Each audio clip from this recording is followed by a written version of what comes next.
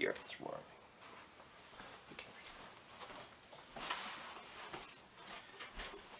Ladies and gentlemen of BookTube, this is your news announcer, Prometheus, Forethought, and I will tell you, tragedy is upon us.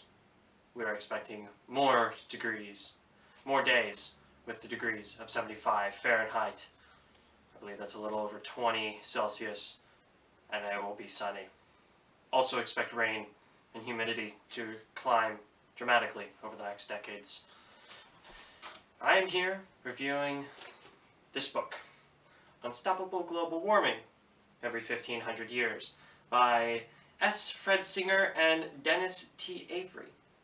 This is a fascinating book. It provides an alternate hypothesis, for a lack of a better term, to the climate change sponsored by your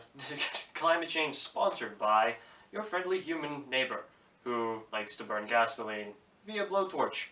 We're not sure why he likes to light his yard on fire, but he does. That's a tangent. Unstoppable global warming, caused by CO2 emissions or natural solar radiation that happens every 1500 years in between the 100,000 year glacial cycles. This is interesting.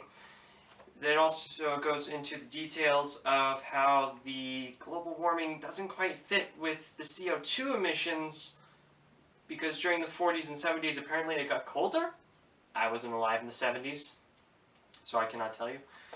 And that even if it does get warmer, which it is, doesn't deny that the Earth is getting warmer, this is a good thing, because it means more water. More water means less places that are arid. More evaporation of oceans, evaporation that eventually comes down as rain.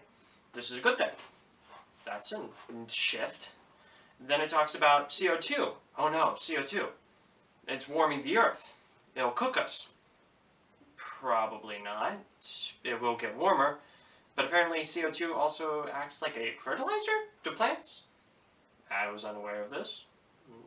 It's fascinating. So what you're saying is that plants can grow better if there's more CO2 in the atmosphere? And that greenhouses actually use CO2 in their greenhouses to grow plants better? Who knew? So it talks a bit about that. And it also talks about the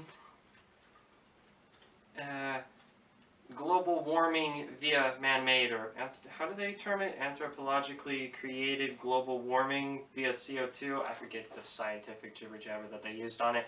It talks about that and how it was based off of certain computer models that have to predict the atmosphere.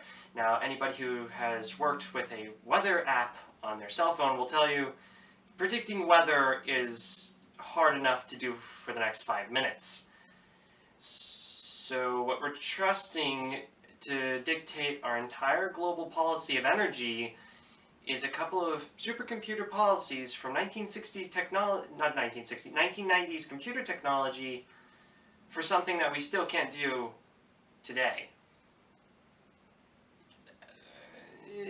Basically, this book offers an alternative. I suggest anybody who doesn't believe in global warming, read this book. It's very fascinating. Anybody who does believe in CO2 global warming, read this book. It is fascinating. Everybody should read this book. It is fascinating. And there are so many notes in here. Notes at end of each chapter, which makes it far more convenient to actually look them up. I have not looked them up. Forgive me. And it also talks about how every time the Earth cools down, you have droughts and famines and ergot. What's ergot? I don't know. Apparently it's internal gangrene from moldy rag due to cold weather and wet weather. That's pleasant. On that cheerful note, this is Booksellets. Thank you for watching.